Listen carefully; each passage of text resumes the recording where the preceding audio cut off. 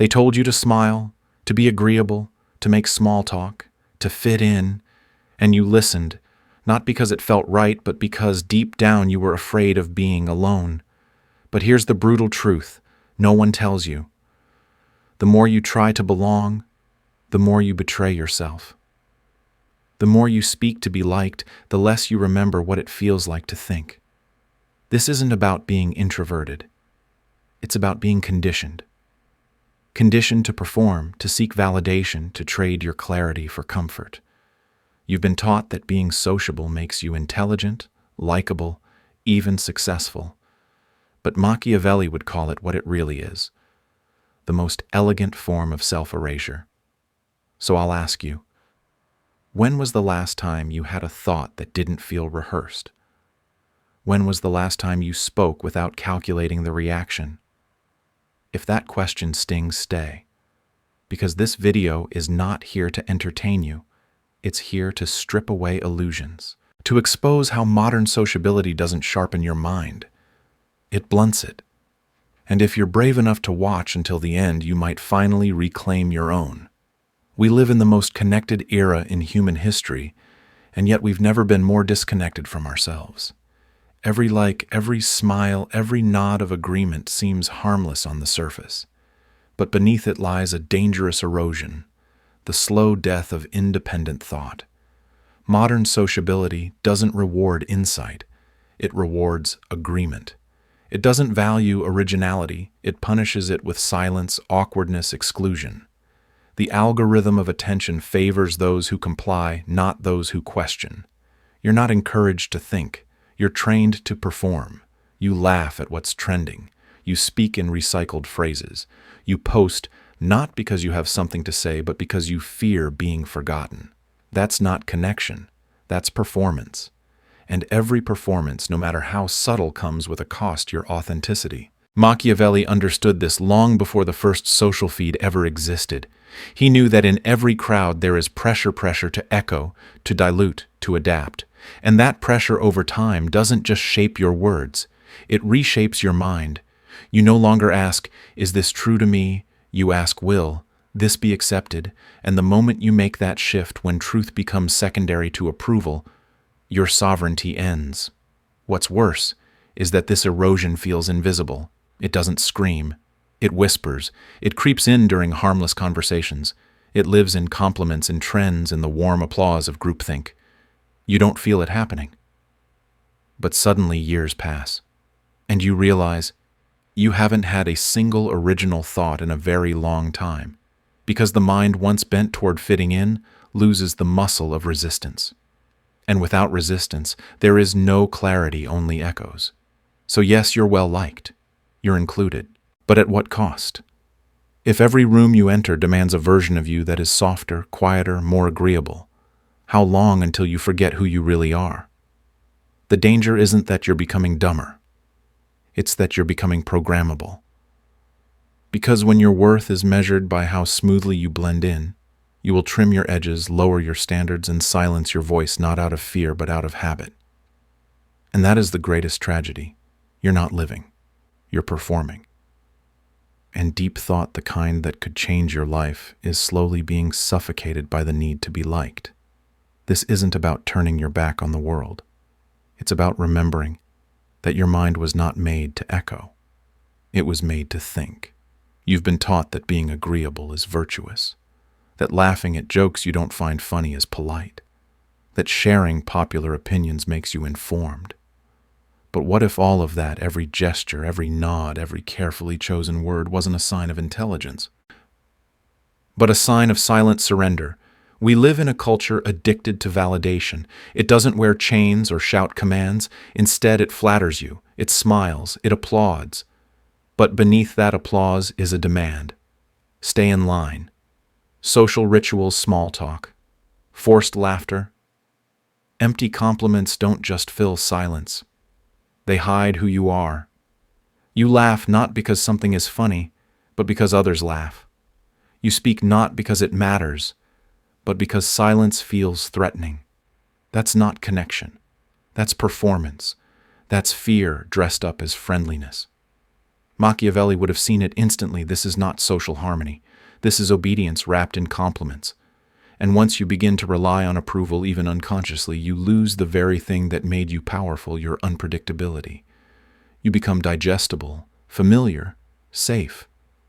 But no one who is feared, respected, or remembered ever achieved that by being easy to swallow. The need for validation trains you to be agreeable, not intelligent. It rewards predictability, not insight. Over time, it rewires your instincts. Instead of asking, "What do I believe?" you ask, "What will make them like me?" Instead of telling the truth, you offer palatable half-truths with a smile. And that smile, while socially acceptable, is a mask that slowly grows into your skin. People begin to expect the version of you that makes them comfortable. And you comply. Not out of weakness, but out of habit. But here's the hidden cost. The more you depend on their approval, the more they control you. Not with orders, but with silence. Not with threats, but with absence. And you adjust your tone, your style, even your thoughts, not because you want to, but because you fear being misunderstood, rejected, or worse, forgotten. And when you live for applause, silence becomes terrifying. This is how power dies in modern life, not through censorship, but through social approval, through the subtle, seductive urge to be liked by everyone. And once you're liked by everyone, you stand for nothing. Validation isn't praise, it's compliance. If you want to be powerful, let go of the need to be approved of. Let them misunderstand you. Let them feel uncomfortable. Because the moment you stop chasing validation, you stop being predictable. And in that unpredictability, you reclaim your edge. Because only when you no longer need applause can you finally speak with your real voice. At some point, it stops feeling like acting. You walk into a room and automatically become the version of yourself that fits. At work, you're efficient and agreeable. With friends, you're relaxed and witty. At home, you're calm or distracted, depending on what others expect. You adapt so quickly, so seamlessly that you forget anything changed at all. But it did. And what you lost was you. This is the quiet tragedy no one talks about. The more roles you play, the harder it becomes to remember who you are beneath the costume. Not because you're dishonest, but because you've done it for so long that the mask feels more natural than your own skin. You don't just wear masks. You forget you're wearing one. You begin to confuse performance with personality. You laugh because it's expected.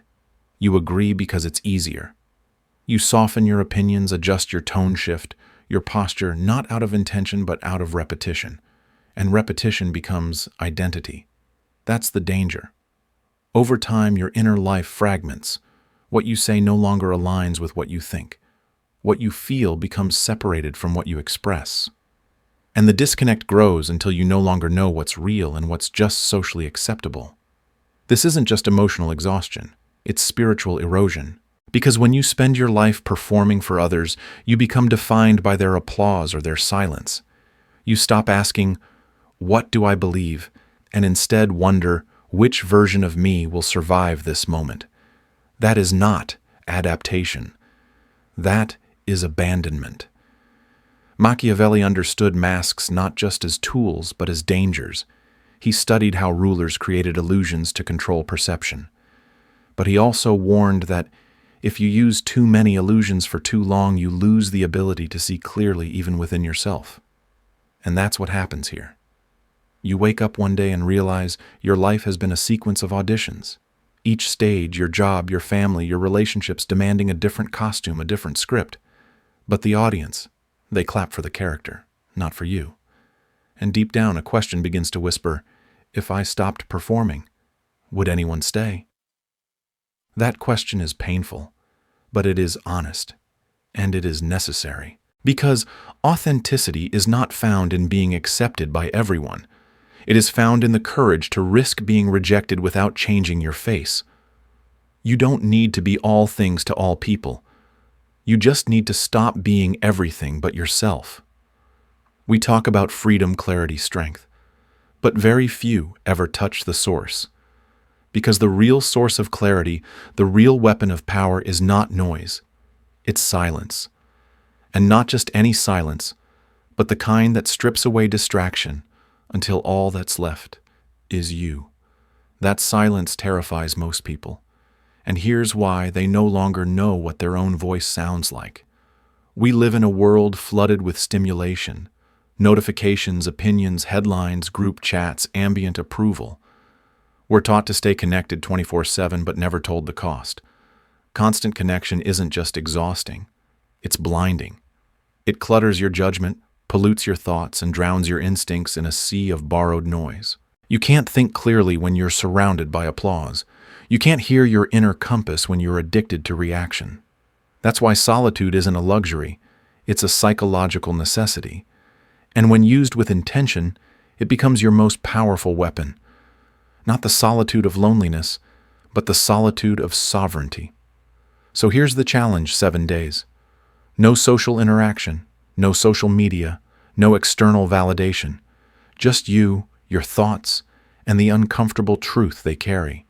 No filters, no audience, no echo chamber to reassure you. Only silence and everything it reveals. If that sounds unbearable, pay attention. That's the part of you that has become dependent. Dependent on distraction, dependent on being seen, dependent on the noise to tell you who you are. But here's the truth: anything that cannot survive solitude isn't real. Your confidence, your ideas, your relationships, your identity, all of them must be tested in silence. Because solitude is where false strength dies and real power begins. It's in solitude where thinkers are made, where philosophies are born, where vision sharpens into focus and masks finally fall away. Machiavelli himself was exiled when he wrote his greatest works. It was in forced solitude, cut off from political power, social approval, and reputation, that his clearest thinking emerged. Because when there's no one to perform for you, stop performing. And when you stop performing, you begin to remember who you are. So if you truly want clarity, strength, authenticity, then you must face the silence, not once, not briefly, but deliberately, like a ritual. Because once you stop fearing it, you start hearing something extraordinary. Your voice no longer filtered, no longer rehearsed, just real, just yours. And in a world full of noise, that kind of voice becomes power. Solitude sharpens the blade, but life still demands interaction. And so the question becomes, how do you return to the social world without losing yourself again? The answer is not avoidance, it's strategy. You don't have to disappear from society, but you do have to stop entering it like a servant seeking permission. You must return as a strategist, present, but never dependent. Engaged, but never absorbed. Machiavelli never advised isolation. He advised calculated participation. And if you've learned anything from solitude, it's this: your words are tools, not offerings. You don't speak to be liked. You speak to plant seeds of thought, of doubt, of subtle disruption. Let others talk to fill space. You talk to shift the room. That's why your presence must now become intentional. When you walk into a conversation, you are no longer there to fit in. You are there to observe, to gather data, to detect weaknesses, patterns, groupthink. Every interaction is an arena not of performance but of psychological leverage. Study group dynamics. Who dominates, who seeks approval, who fears silence. These are not personalities, they are tells. And a Machiavellian mind sees them not as threats, but as maps. They show you where the emotional levers are, where influence can be applied not through force, but through subtle alignment and well-timed contradiction. Most people speak to be accepted. You now speak with a different goal: to make others think differently than they did before you opened your mouth. That doesn't mean being aggressive or loud. In fact, the opposite. Speak less. Speak precisely. Speak in ways that create pause. You're not after applause. You're after mental disruption, the kind that lingers long after the conversation ends. This is the difference between tactical engagement and emotional dependency. Tactical engagement is choice. Emotional dependency is reflex. The first is power. The second is captivity. Don't seek validation from the group. Seek intel. Let their words reveal their insecurities. Let their laughter expose their desire to be accepted. And while they bond in performance, you stand apart in sovereignty. They will feel the difference. They may not name it, but they'll sense it. You don't need their approval, and that unsettles them. You hold your shape. You say less, but what you say echoes louder. This is how you re-enter the social world. Not with softness, not with apologies, but with quiet precision. You are no longer part of the performance. You are now the one who sees through it. Solitude can be a sanctuary, but if you're not careful, it becomes a throne. And on that throne, you begin to believe a lie that because you've stepped away from the crowd, you're somehow above it. This is the subtle poison of self-righteous solitude. At first, you retreat to find your voice. You cut the noise, abandon the masks, and rediscover your edge. But over time, you may start to confuse silence with superiority. You mistake your distance for depth. And now, without realizing it, you're no longer seeking clarity. You're protecting your pride. Machiavelli would call this a new prison, not one built by others, but one forged by ego. Because the moment your solitude becomes a performance in itself, a symbol of how different or awakened you are, you've lost the very clarity you sought to build. You are no longer trying to master yourself. You're trying to feel special for being apart, and that feeling, seductive, comforting, is just another mask. A quieter one, a cleverer one, but still a mask. It's easy to mock the crowd once you've left it. It's easy to see others as blind, sheepish, lost. But here's the truth. Just because you no longer seek validation doesn't mean you're free. If your identity still depends on being different, superior, or above the herd, then you are still defined by the herd. You are still orbiting around the very thing you claim to have escaped. Solitude is meant to sharpen you, not isolate you in arrogance. It's a forge, not a fortress. If you hide in it too long, you stop refining your thoughts and start worshiping them. Your ideas go unchallenged. Your mind becomes an echo chamber of one, and the sword of clarity begins to rust beneath the weight of your own ego. The goal was never exile for the sake of rebellion. It was clarity for the sake of truth. And truth, real truth, doesn't fear re-entry. It doesn't posture. It doesn't need to feel superior to be valid. So be careful. You may have escaped the applause of others, but don't replace it with your own. Test your insights. Re-enter the world not to be praised, but to sharpen your vision against resistance. Let your solitude produce substance, not pride, because the highest form of power is not being above others. It's being untouched by comparison altogether. That is the rarest freedom. Not the kind that shouts, "I am different," but the kind that quietly knows I am mine. Now comes the moment that separates the observer from the strategist, the wanderer from the sovereign. You've walked through silence. You've stepped back from the noise. But this is the final threshold ownership of thought.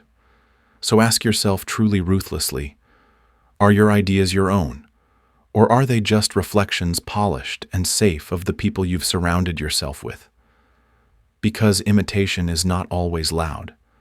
Sometimes it creeps in quietly, through repetition, through shared language, through fear of being misunderstood. You borrow opinions to belong. You adopt views that won't make waves, and slowly you become an echo, not a voice. But if you've made it this far, you already sense it. Something inside you has grown impatient with borrowed truths. You're not here to parrot the crowd. You're here to break the rhythm. True freedom isn't disappearing into solitude.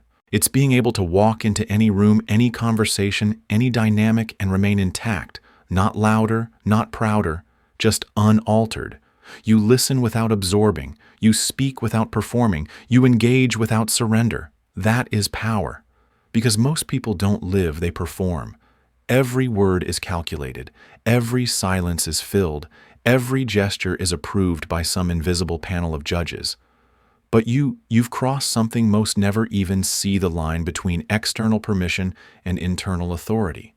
And on the other side is a new code, a new way of living. It is not about rebellion. It is about refusal to compromise the core. So here is your final compass, etched not in law but in presence. Speak when it matters. Stay silent when it protects your mind. Think like a strategist. Live like no one is watching. Because the minute you need applause to feel real, you've lost the plot. And the minute you stop needing it, you become something rare, not just a man among men, but a mind among echoes. So walk forward not above others but apart, not with noise but with clarity, not to be seen, but to remain undeniably real, even in a world that survives on illusion. This is your threshold. What you do now is no longer guided by approval, fear, or expectation. From here on out, you lead, you observe, you remain. In a world where performance is rewarded and silence is feared, the most radical act you can commit is to be fully, unapologetically yourself. The lesson is clear. Excessive sociability isn't harmless. It slowly conditions you to become predictable, agreeable, and emotionally dependent on validation. But clarity begins when you pause, disconnect, and listen not to the world, but to your own voice. Because if your thoughts require applause to feel real, they were never yours to begin with. Solitude isn't loneliness, it's detox. A crucible where borrowed beliefs burn away, and what's left is sharper, quieter, stronger. The point isn't to run from people. It's to stop performing for them. You don't need to be understood by everyone to live truthfully. You just need the courage to stop rehearsing your identity. And when you return to the world, do it with intent. Use conversations to test ideas, not to seek approval. Speak less, observe more. Let your presence be disruptive in its authenticity. Because the real threat to collective mediocrity is not rebellion, it's lucidity. And when you think for yourself, you remind others that they haven't. So take the silence seriously. Let it shape you. Then come back not to fit in, but to influence. If this message resonated with you, share it. Someone in your life may be living a performance they don't know how to escape. Subscribe to this channel for more content that challenges the surface and awakens the mind. Like, comment, and share if you're ready to trade approval for clarity and reclaim the power that was always yours. Your mind was never meant to echo. It was meant to lead.